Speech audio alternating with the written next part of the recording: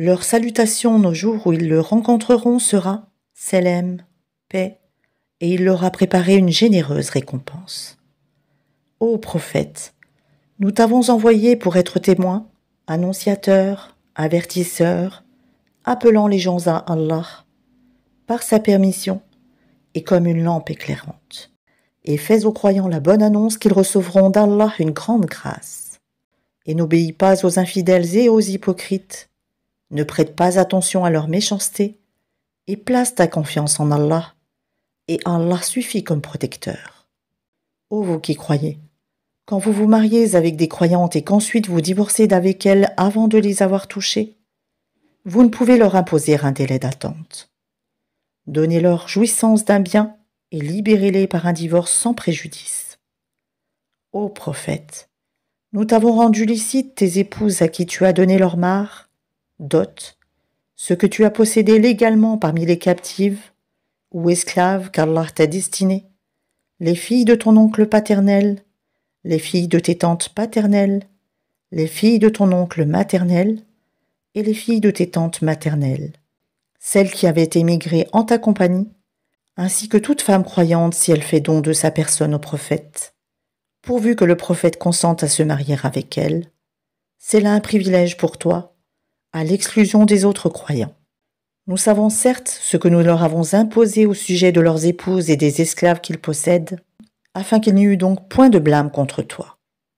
Allah est pardonneur et miséricordieux. Tu fais attendre qui tu veux d'entre elles, et tu héberges chez toi qui tu veux. Puis il ne t'est fait aucun grief si tu invites chez toi l'une de celles que tu avais écartées. Voilà ce qui est le plus propre à les réjouir, à leur éviter tout chagrin et à leur faire accepter de bon cœur ce que tu leur as donné à toutes. Allah sait, cependant, ce qui est en vos cœurs, et Allah est omniscient et indulgent.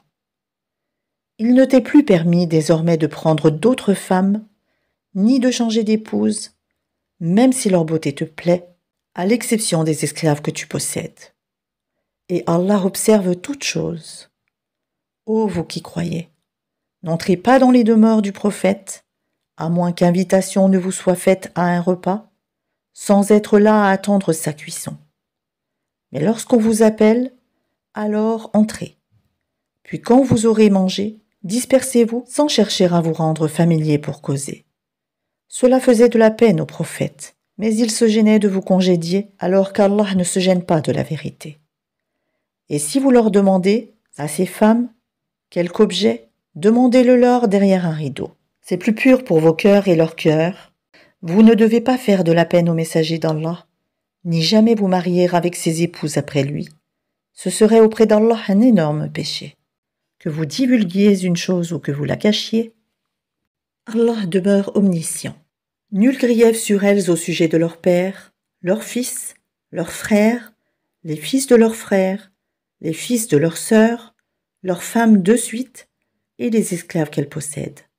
Et craignez Allah, car Allah est témoin de toutes choses.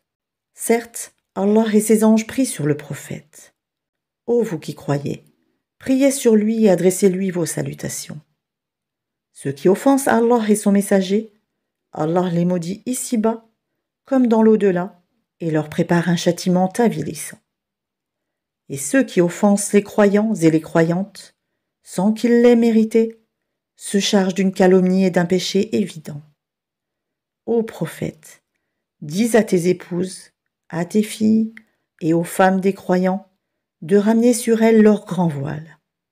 Elles en seront plus vite reconnues et éviteront d'être offensées. Allah est pardonneur et miséricordieux.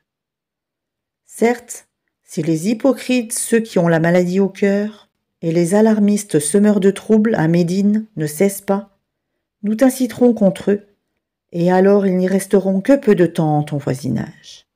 Ce sont des maudits. Où qu'on les trouve, ils seront pris et tués impitoyablement. Telle était la loi établie par Allah envers ceux qui ont vécu auparavant. Et tu ne trouveras pas de changement dans la loi d'Allah. Les gens t'interrogent au sujet de l'heure. Dis, sa connaissance est exclusive à Allah. Qu'en sais-tu?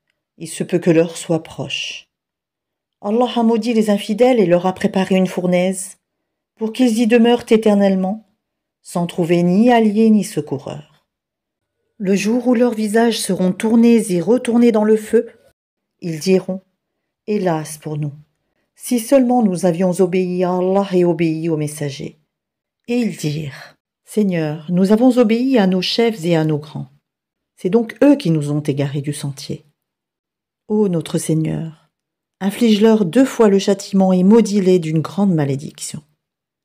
Ô vous qui croyez, ne soyez pas comme ceux qui ont offensé Moïse. Allah l'a déclaré innocent de leurs accusations, car il était honorable auprès d'Allah. Ô vous qui croyez, craignez Allah et parlez avec droiture, afin qu'il améliore vos actions et vous pardonne vos péchés. Quiconque obéit à Allah et à son messager obtient certes une grande réussite. Nous avions proposé aux cieux, à la terre et aux montagnes la responsabilité de porter les charges de faire le bien et d'éviter le mal. Ils ont refusé de la porter et en ont eu peur, alors que l'homme s'en est chargé, car il est très injuste envers lui-même et très ignorant. Il en est ainsi afin qu'Allah châtie les hypocrites, hommes et femmes, et les associateurs et les associatrices, et Allah accueille le repentir des croyants et des croyantes. Allah est pardonneur et miséricordieux.